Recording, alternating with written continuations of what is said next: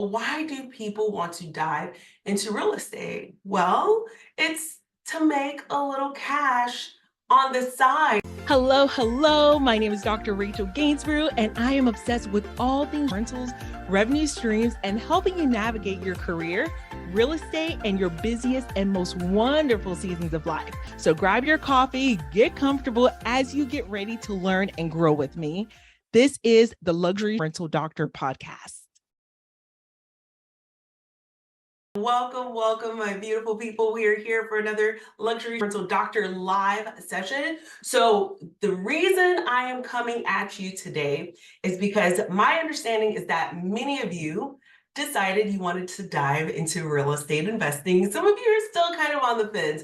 But why do people want to dive into real estate? Well, it's to make a little cash on the side, of course, especially my lovely busy medical and otherwise professional. So owning a property has changed the trajectory of my whole life, y'all. So much so that we're heading to Portugal to invest in real estate there as well. But that's a side note. Owning a property overall is a huge plus. But here's the deal, and here's where it gets a little tricky. Sometimes real estate investing can be very risky. Okay. So for those of you who have experienced this firsthand, you know that it could be a total bonus, a total plus, or it can be a leaky bucket money pit. The reason for that is some people jump into investing faster than they have really taken the time out to evaluate and analyze the deals that they're investing in. So that's very disconcerting as well as concerning. And so that's why I am here today. Figuring things out, because everything is figure outable, and doesn't matter what type of obstacle or what type of struggle that you may face in real estate, whether it's, oh my gosh, my cash reserves aren't there, my cash flow isn't there, oh my gosh, my cleaners aren't doing the greatest job, oh my gosh, my guests are damaging my property, or my tenants are not paying rent on time. Everything is figure outable. And I got to tell you, the reason that I am here today, that I'm able to at 10 something in the morning or 7 in the evening, depending when you are catching this episode, is because of real estate. And for that, I'm ever so grateful. So I'm just like you. I'm another busy professional who decided to take a leap of faith, and I figured some things out. We've made our own mistakes along the way. But what I want to share with you today are the 5 ways that we have mitigated risk in our own business and ensure that month after month after month, we're laser focused on that cash flow. We're ensuring that we are seeing cash at the end of the day. All right. So everything is figure outable. I know that's a Marie Forleo statement. I absolutely love it. I had to kind of coax myself with that statement month after month as things were getting a little dicey. I wasn't exactly sure if the deal was going to go down as expected. And so I want you to walk away with that today, okay? And I want to ensure that I'm giving you the resources to tap into that. So number one, it's going to be obvious, and I hope it doesn't offend anyone, but the number one way that we are able to mitigate risk is to make sure that we have some cash reserves. Okay, whether it is 1 month of cash reserves or 2 months of cash reserves, I like to have a hefty amount of cash reserves, because what it does is it breaks the stress cycle of month after month of payments that need to go out and bills that need to get paid. So if you're running tight every single month, it's going to be difficult for you to break out of that stress cycle. So cash reserves is absolute key, and it actually solves quite a bit of problems. So if your goal this year is to generate $5,000 a month in cash flow, which is, I was on a call last night with one of the members of our community who just launched her property back in November, and that was her goal, is to generate $5,000 a month in cash flow, and she was able to accomplish that. Super proud of her.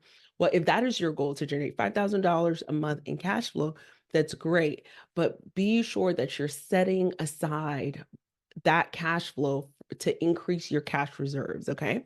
So one of the systems that we like to use to ensure that our cash flow and our cash reserves is intact is the profit first method.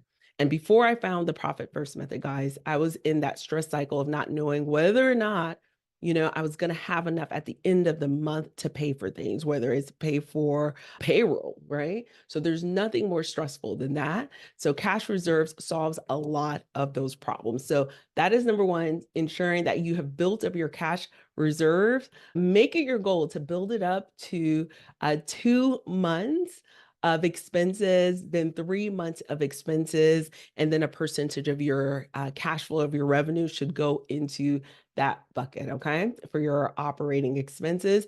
And one of the tools that we use and one of the banks that we love that's able to help us to have that kind of wallet envelope system, but it's online, a digital envelope system where we have those different categories separated out is a company called Relay 5. That's a bank that we use, and it allows us to create in a moment's notice another envelope. So our profits, our operating expenses, the tax bucket, all of that is delineated in Relay 5. So tap into that, my friends. Okay. All right.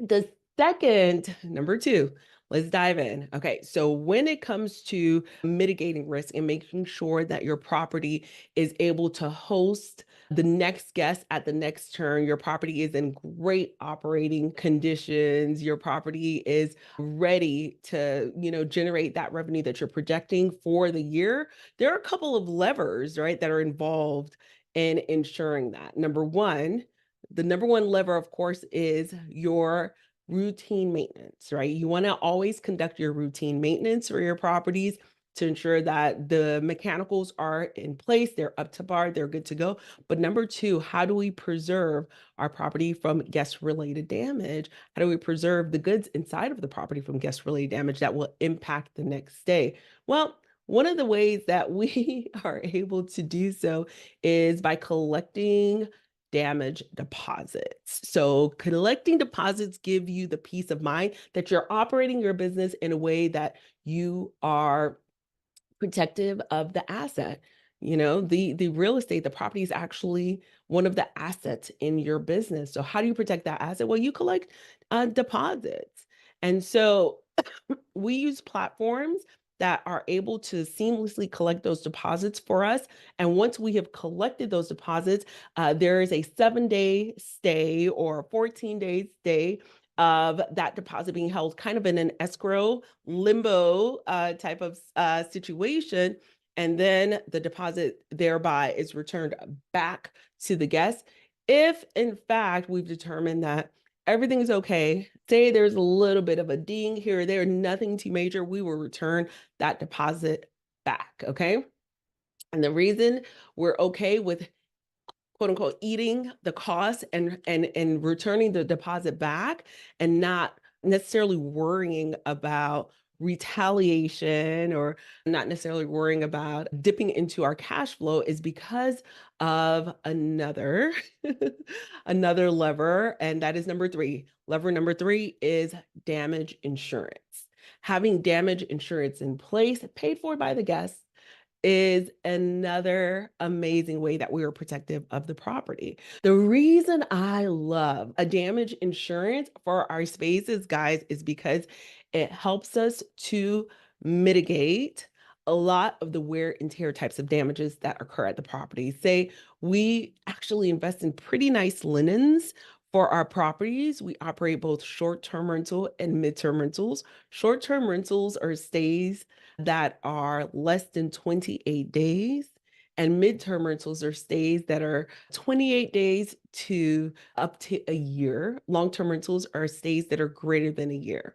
With our short-term rental and our midterm rentals, which are the two asset classes that we invest in, that's it. With those two asset classes, our properties are furnished. Okay. So short-term and midterm rentals, properties typically are furnished. There are some midterm rentals that are not furnished, but ours particularly are furnished. So we have goods inside of the properties that are at risk of getting damaged. And believe it or not, one of the most expensive goods in our property that would be a leaky bucket for us had we not have had our damage insurance in place is our linens. We have all white linens and we invest in pretty decent quality of linens, and we invest in commercial grade linens. So having commercial grade linens is one way to mitigate risk, right? Because they're natural fiber, they can endure bleach, they can endure quite a bit because they're commercial. Versus if you go and grab some linens off of Amazon, guys, you're going to be buying linens back to back to back because they're not commercial grade, they're residential. Like, you typically wash your sheets probably once a week. Well, with commercial grade linens, you can wash them every 2 days. That's already a difference, right? So the wear and tear on a commercial grade linen is higher than a wear and tear on a regular residential linen. And so that's why, even though some linens have, 20,000 five-star reviews on Amazon, doesn't mean they're bad linens when you get them and you're like, in 3 months, you're like, oh my gosh, I got to toss these and purchase. It's not that they're bad linens, it's that they're not commercial grade. They weren't made for hospitality. Okay, so keep that in mind. All right. So all this to say, oh my gosh, just having an insurance that covers the cost of, the wear and tear on the property paid for by the guest. Again, it's a small upcharge to the guest, is a game changer, and it has reduced our operating expenses from 45% of our revenue down to 32% of our revenue having that insurance. And it's a great guest satisfier because at the end of the day, say they broke some expensive wine glasses, or the stool, that we had a stool in the island that was broken. One kid was being rowdy and the family reached out to us and said, I'm so sorry, we broke the stool, where can we find it to replace it? And they were just completely distraught because we had already collected their deposit. And they're like, oh my gosh, now she's going to tap into my deposit. We're so sorry. We didn't mean it. And they alerted us to it. It was clearly not mischievous or anything like that. And so, guess what was the great feeling to have was the ability to tell that guest, you know what? Don't worry about it. It sounds like it was an accident. We just hope you enjoyed your stay. No worries. We're not going to charge you for anything. You're good to go. We've got a backup. We'll replace it. You're good to go. When that five-star review could not have come in faster because we had that in place. So guys, do not sleep on putting on a little bit of a damage insurance, the damage insurance. Then we sent out the claim. They paid us the $250. We were good to go because it was already pre-funded from the guests that were already paying into that. Okay. So now we're self-insured. We're not going to get into that right now, but keep that in mind, guys. Keep that in mind. It makes a difference and it changes the dynamics of that conversation, the dynamics of that thing, especially if the guest was not malicious. Now, if they came in and trashed your place, that's a whole different story. That's where we tap into the initial deposit that we were talking about a little bit earlier. Okay. So that's number 3. Number four, guys, I want you to be very mindful of your revenue and your calendar management. Okay. So the way that we mitigate risk and make sure that we're seeing cash flow is, listen, right now, I know winter is here. A lot of you are facing your calendar being quite empty. This season is a very, very slow season for many of you. And we're going to solve that in just a moment. Okay. Part of what we do as a business is we evaluate our calendar. If the calendar is looking empty, we do a number, we actually engage in a number of strategies, one of which is we look at our revenue maintenance, calendar management. So for example, if we have a few orphan days, and an orphan day is like a day that's in between two bookings, a day or two that's in between two bookings, we go ahead and we reach out to the guests checking out or checking in that straddles those few days, and we invite them to book at a discounted rate. Okay, so think about that orphan day. We're able to reach out and say, hey, would you like to book, add that Wednesday on your calendar? We'll give you a discount on that date. All right. And for those who are coming in, we can ask them, would you like to add that Thursday? We'll go ahead and offer you a discounted rate. So Orphan Days is one of the best ways to increase your bookings, reach out to the guests on the front or the back end to get them to book that extra day.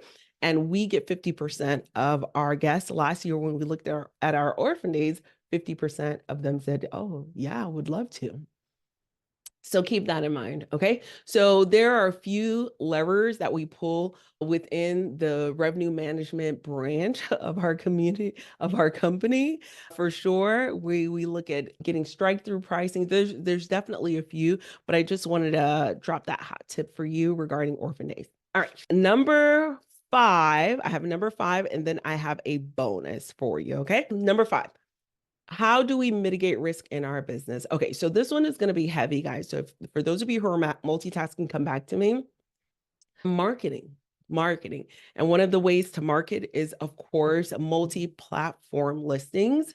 You need to know who your avatar is. You need to know who a few of your avatars are. Who is it that you're looking to serve in your community? And you need to make sure that you're front and center and you're available and you are reaching out to them. Okay. So know your avatars and make sure that you're listing on these multi-platforms. If you're sitting around, you're like, okay, I'm only listed on Airbnb, for instance, and I'm not getting any bookings. Well, are you listed on Verbo?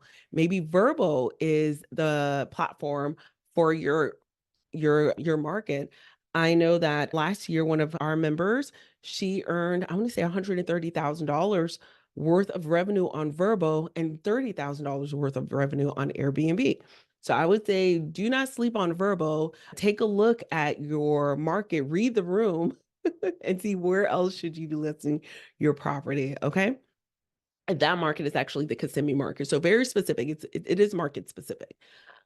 Number 2, you want to list on other platforms for midterm rentals. And we'll talk about midterm rentals as a whole other vibe. We'll talk about that shortly. Okay. Number 2, you want to list on platforms that host midterm rentals. And one of which are corporate housing by owner is one of the platforms. Furnish Finder is another one of the platforms. Okay. And so they're different in that corporate housing by owner typically are your larger homes, are your pricier homes, which is our asset class. Furnish Finder are the more cost-effective homes, and it caters primarily to traveling medical professionals. And so those nightly rates and monthly rates are much lower. There are other sites such as booking.com. So if you're not leveraging booking.com, you may want to look into that, but look into leveraging booking.com in a very cautious manner. Okay. Booking.com has some pros and some cons, but if you are in a dearth, if you're in a drought, it's very much worth leveraging booking.com. A few warnings that I would give on booking.com, if I could think off the top of my head.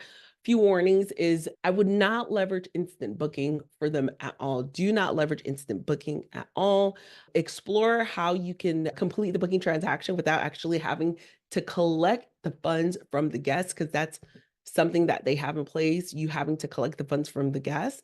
But if there's a way to overcome that, I would go ahead and sign up for whichever subscription that they have that overcomes that particular transaction. You chasing the guests down to collect the funds is not a vibe. Okay. So be very, very mindful. I want you to be open minded to get the booking, but at the same time, I want you to be mindful. Social media. Do not sleep on social media, my friends. Sometimes I have found that using Instagram or social media has been a great way to get some of the most unlikely bookings. You just never know. So, having a social media strategy around your marketing is oh so very important. I mentioned a little bit earlier, understanding who your guest avatar is can then help you to navigate where else you want to list your property. So, for instance, if you're hosting travel nurses, for example, right, you would want to list your property on Furnish Finder as well as on certain social media platforms. There are Facebook groups for nurses that you may want to explore. So, again, do not sleep on social media. All right. Other places that you may want to consider, depending on who it is that you want to serve, if you're serving the military, because you have a military base nearby, you want to list your properties on those specific military websites and connect with the right entities so that your property is certified as whatever credential it needs to be certified. So, my friend owns a company called At Ease. So PCT at Ease is his site. That is for listing your property on military websites. All right. Other places you can list your property. Again, we're still on the multi-platform marketing pillar. And what does that mean? That means you do not want to put all your eggs in one basket. I know I don't. Okay. And that's gonna be controversial because my mentor actually, she had over 100 properties on Airbnb and she made a killing, sold her business for $8 million. And that is just using one platform. Kudos to her. But I have trust issues, bro. I have trust issues. I'm not gonna lie. I want to list it in all the places. So because of that, I'm just sharing with you where I would list my properties. Okay, so say you are an individual that has a secondary avatar that is the film industry. You want to look at your local film industry, companies that are hosting the film industry cast and crew, as well as leveraging the property as a set, the opportunity to leverage the property as a set. So there are local companies that you can work with, and there are platforms such as Peerspace is one, Peerspace is one, and another platform called Gigster, that's Giggstr, is another. So definitely leverage those sites as well if the filming industry is prevalent in your local market. Okay. So those are some of the websites. Other websites would leverage attributes of your property or attributes of your strategy. So say you have glamping as your strategy, which is glorious or glamorous camping, and you have these fancy tents or yurts or domes or even RVs, you can leverage sites like HitCamp and Outdoorsy as well. So keep that in mind. What are some other strategies? Oh, say you have a swimming pool and you just want to leverage your swimming pool as an Airbnb or short-term rental for a few hours during the day. There's sites like Swimply that you can leverage. So I'm trying to get Jesse to let me build a pool, and I need to do the cost benefits analysis on how much I can charge for others to use it for parts of the year so that it will pay itself off. So wish me luck. He's not buying it now, especially since I can't swim yet. Yeah, I'm the one that's the most excited about the pool, but not knowing how to swim is not a vibe for the pool designer. Anyway, all right. Last but not least, okay, so guys, when I spoke a little bit earlier about the damage insurance, I failed to mention guest screening. Guest screening is very important. So that is a way to mitigate risk for your property as well. Okay, last but not least, guys, you know I'm going to go there. You know I'm going to go there. My tried and true midterm rental insurance strategy. I love the midterm rental insurance strategy. Not only does it mitigate revenue risk, but it mitigates time capital as well. And so for me, I am all in on my midterm rental insurance strategy. This is where, say, for instance, a guest, or let's start from scratch because I want to break it down for you, okay? Because this is huge. And some of you are hearing this for the very, very first time. Okay. So say a family unfortunately encounters a disaster and their home is damaged. Okay. And say the home is damaged to the extent that they have to move out of their home and rent out another home, and they go and stay with you. They stay in your home, in your real estate property, in your rental. Okay.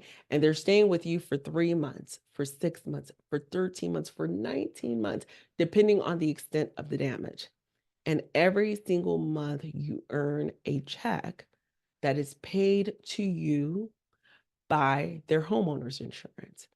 Allstate, State Farm, Geico, Travelers. You're getting paid month after month by the insurance company.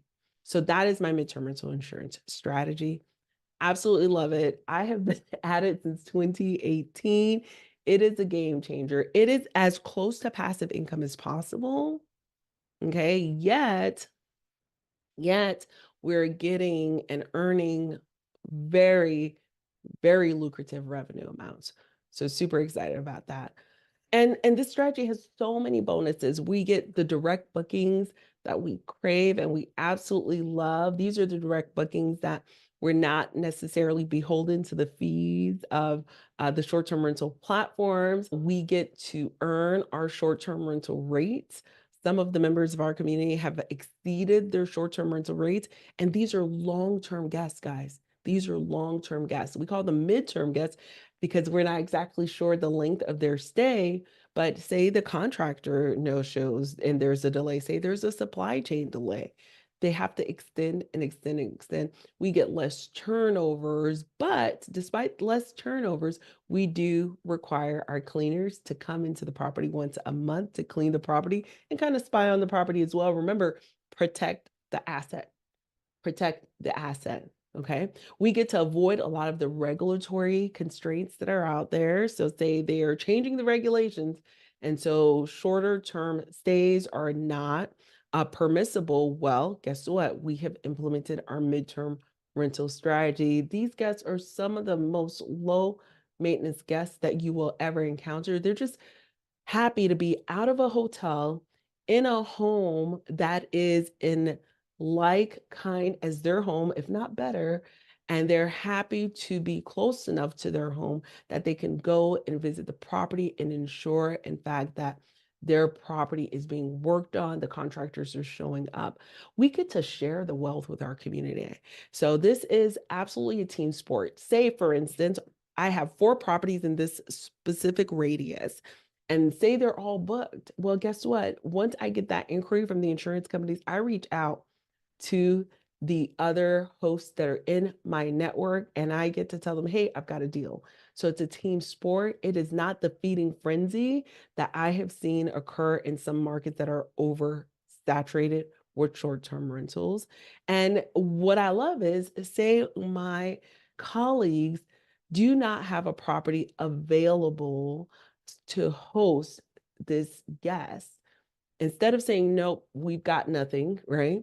I obviously have nothing. They have nothing. I don't tell the company, no, we have nothing.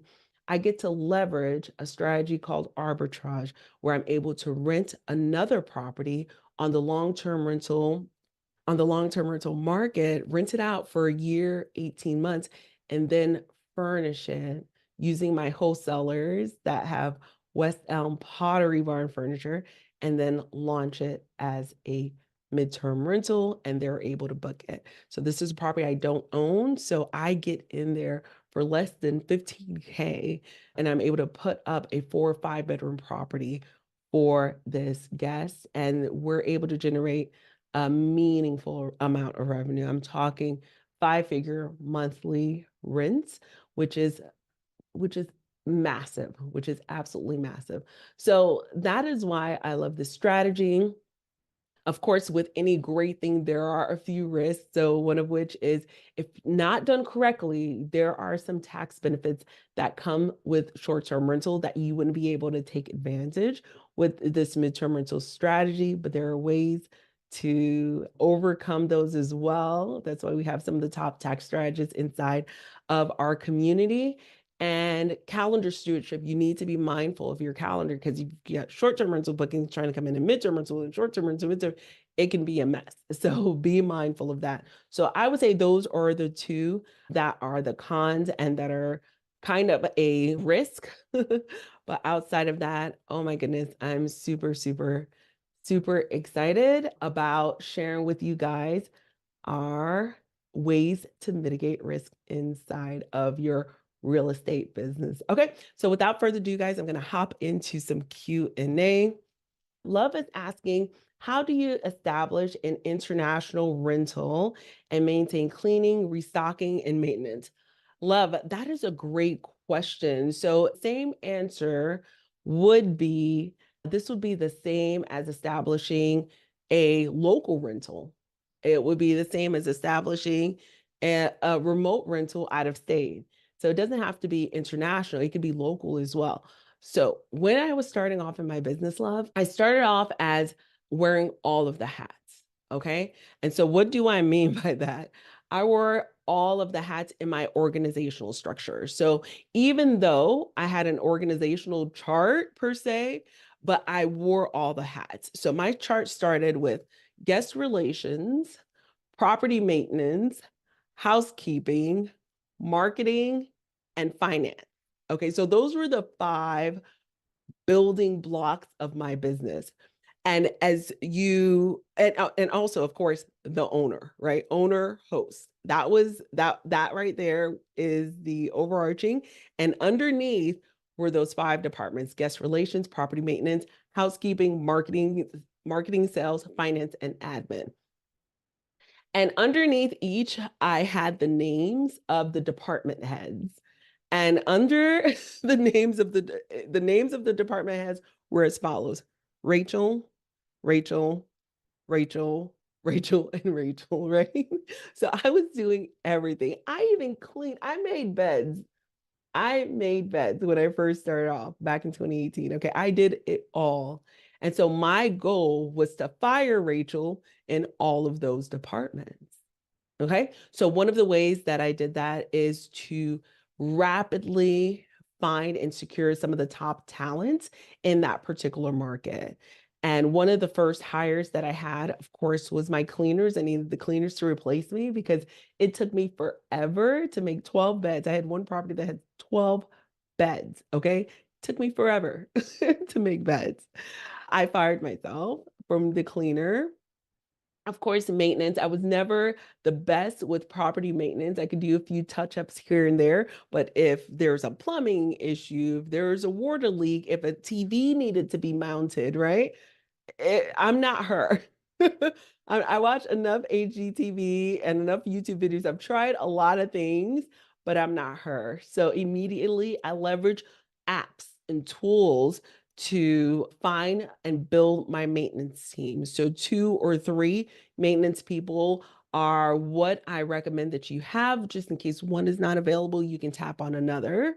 And apps such as Thumbtack is a great way to get started. And what was great for us at the time before we have in-house maintenance with Thumbtack was you had a reciprocal reviewing system. So they can review you, you can review them. So they kind of had to show up versus a lot of the contractors these days who just no show, right? From there, guest relations, I held on to guest relations for the longest time until I could outsource that to a VA. One of my first hires was a bookkeeper, and now we have a CFO, but a bookkeeper was one of my first hires as well because the numbers, I want to make sure the numbers were correct. And so I use a bookkeeper now and a CFO, but a lot of the members in my community were just talking about it last night. There are amazing apps that are out there that help you to collect your books, all of the receipts, whether it's in your email, whether it's a receipt that is linked up to your PayPal, or I'm pulling it up now. And so I shared this. I was training with one of the members of my team who does the operations. Okay, it collects all of your Amazon receipts, all of your PayPal receipts, it collects your email receipts, it collects them, and then it helps you categorize them by property, your Venmo, which is amazing, right? Let's see, your gas, your meals as it relates to your business. So I think that's important. I think that's important. And there is an app for that. So when I shared that with one of the members of our community, they went ahead and they let go their bookkeeper because they weren't doing a good job, sadly. And if you're a bookkeeper, don't come for me. I'm not talking about you per se, but they weren't doing a good job. Everything was a lot of back and forth. The items were mischaracterized and miscategorized rather. And so once they got a hold of this app, they said, that's it. And there's, when they say AI, it's coming for some of the roles out there. Well, it's coming for, I would say the C and the D players, even the B minus players. Okay. So we are leveraging AI to replace the B minus players and get the A players to train the AI to replace them. I mean, it is what it is. You gotta bring it when it comes to working for a small but mighty business. You gotta bring it. And so all of this to say to you, love, is building your critical operations team. Building your critical operations team is how I'm able to sit right here today while my properties are getting rented, they're getting cleaned, they're getting maintained, they're on a schedule for routine maintenance. All of that has to do with building a critical operations team. I don't care if the house is next door to you. I don't care if the house is another state away. I don't care if the house is international. Okay. So, one of the first things that I did as we were looking to grow our portfolio in Portugal, one of the first questions is, who are my boots on the ground? Who are the assets that I need to come alongside of my business? And so that is the question for sure. So cleaning, restocking, maintenance, all of that is definitely being outsourced for sure. So Stella says, where can we find a list of regular maintenance? Okay, so that is going to be based on the specific property, Estella. So some of the things that we maintain are, for instance, the HVAC. Those are your larger mechanicals, right? So the HVAC is definitely one of the big things that we leverage for regular maintenance. And then we hire contractors who are looking at the property and identifying, you know what, this particular mechanical is in good condition, but if we're not mindful, if we're not watching it, you know what? It can become a problem a little bit later on. So let me stay on top of it. So finding a good contractor who has a partnership type of mindset is going to be your best bet to just overhaul, take a look at the property as a whole. They're going to look at the furnace, for instance. They're going to look at the water heater, for instance. They're going to breathe life into it. Until, it's time to go. So I would rather my capital expenditures to be as low as possible. I don't want to replace a water heater if I don't have to, right? So what can we do to continue to maintain to make sure it is up to par? So Estella's asking for a list of items per room. Look inside of your design portal and tap into Showplace. They have a link that will give you the breakdown for all of the rooms. Okay, so look inside your property design product. So I have all of the breakdowns, whether you're purchasing on your own, whether you're purchasing using our 2 recommended vendors for all of those wholesale opportunities, so as well as Pottery Barn. So those vendors are in there, or whether you're renting furniture, which I don't recommend renting furniture. The longevity is not there for that as far as the return on investment. So all of that is in there. I just don't remember the name of that particular card, but it is inside of your portal, Estella.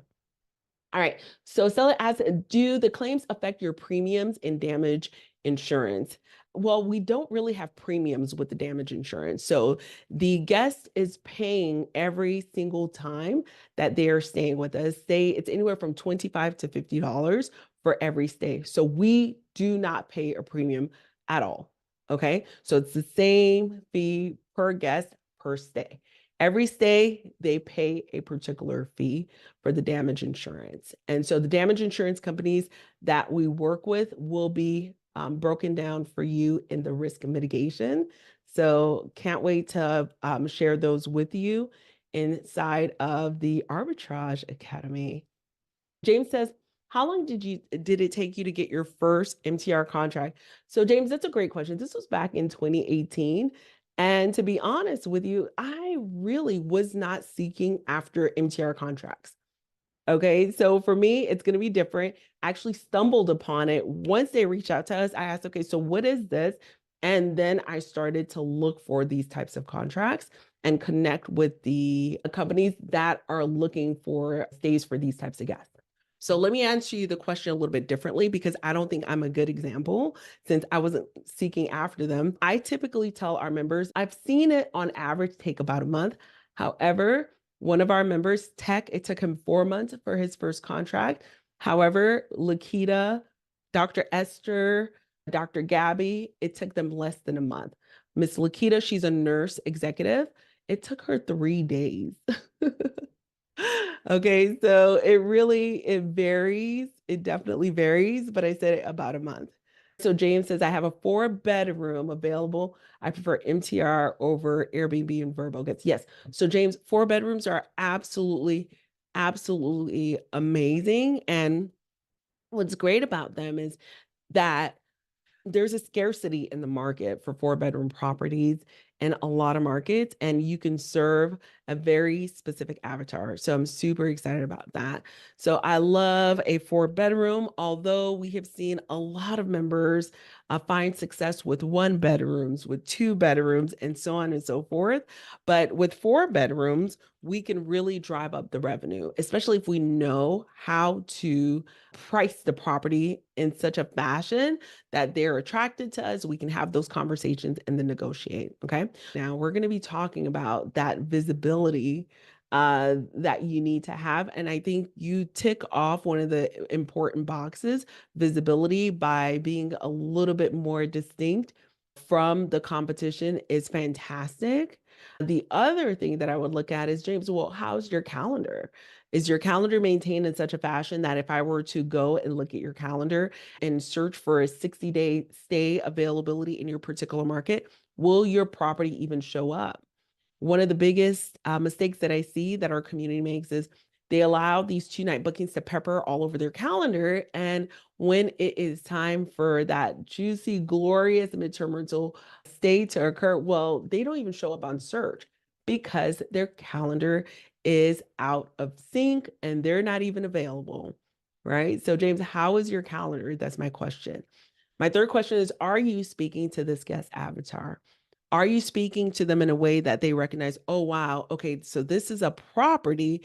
Yeah, it's on Airbnb, but he's talking about these month-to-month stays. He's talking about bundle pricing. He's talking about renovations. He's talking about displaced families.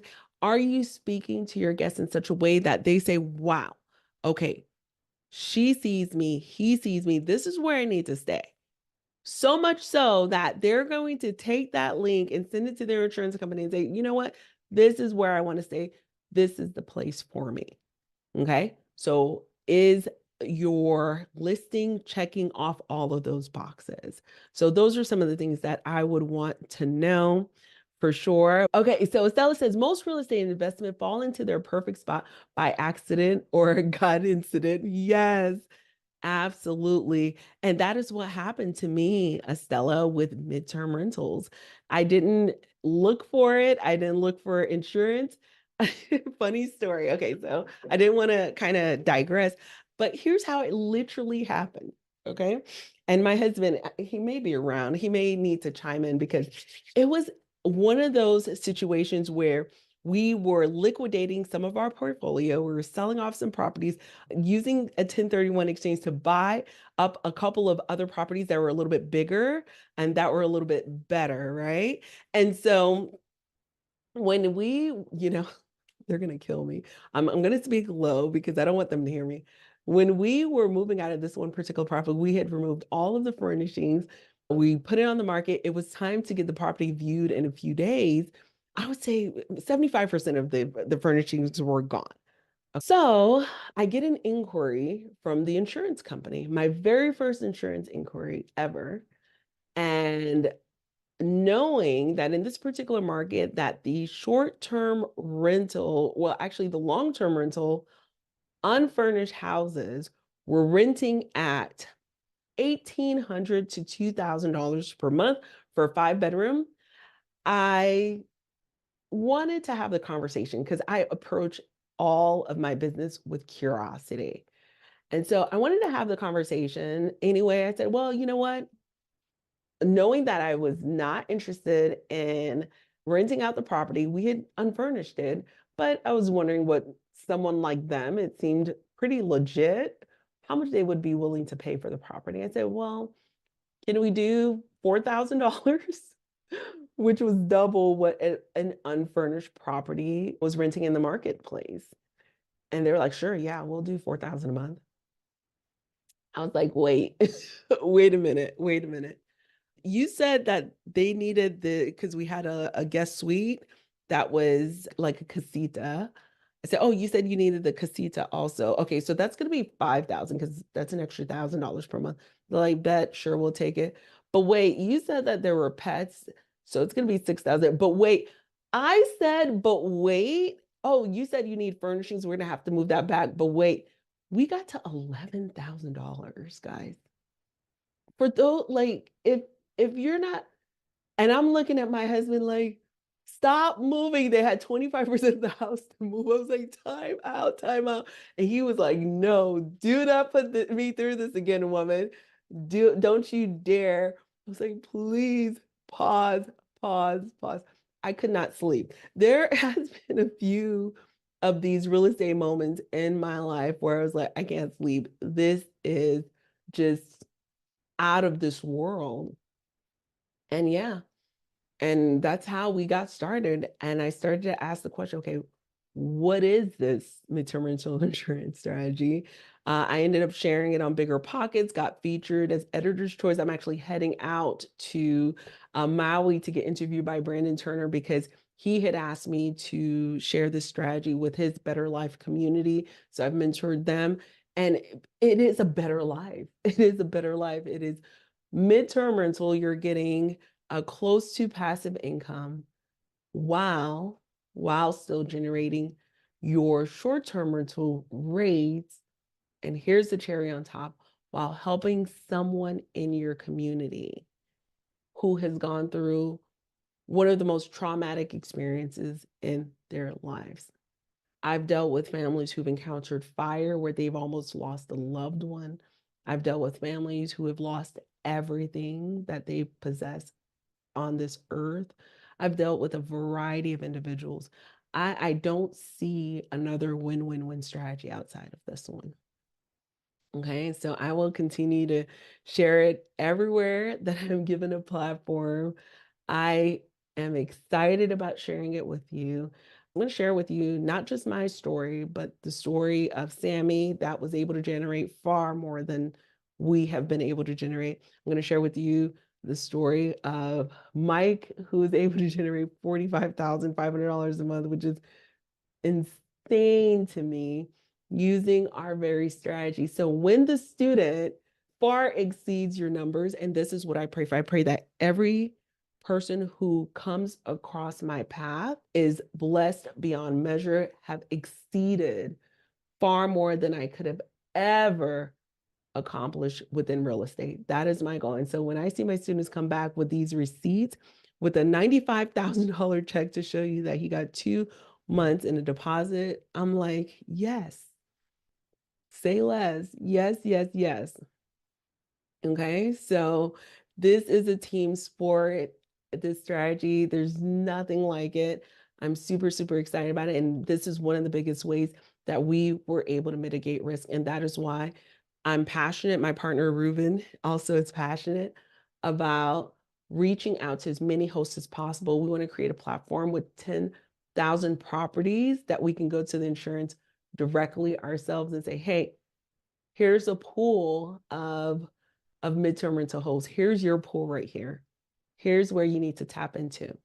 Okay, so that is why we provide this education month after month. We're looking to grow our platform, to grow to our 10,000. That is our goal, so that we can increase our community's occupancy to 100% while you're generating a meaningful revenue and you're able to help someone in your community that's in need. And we primarily target, the reason I'm so passionate about medical professionals, doctors, pharmacists, nurses, is the healthcare burnout is real. And I know there's burnout in all industries, but the healthcare burnout is real. You leave the 9 to 5 and you're out here hustling on these Airbnb streets, but this is the strategy that I know can make a difference for you. It doesn't matter what your career is, but I have seen teachers, I've seen real estate agents, I've seen tax strategists, I've seen attorneys, I've seen engineers, I've seen some of our members are Bitcoin millionaires, and other of our members are software engineers.